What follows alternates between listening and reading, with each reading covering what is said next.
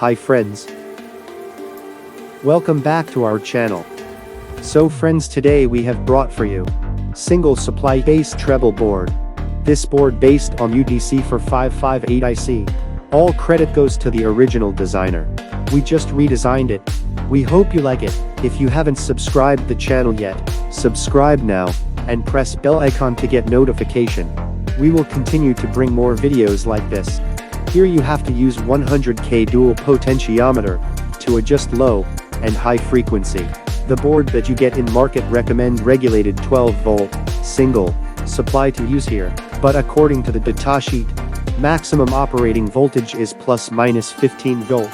So you can use maximum 30-volt DC single supply here. This is audio input socket, you have to feed stereo signal here. And from here you get output. We hope you like our videos. For PDF, contact us through mail. And don't forget to attach screenshot of board. Thanks for watching.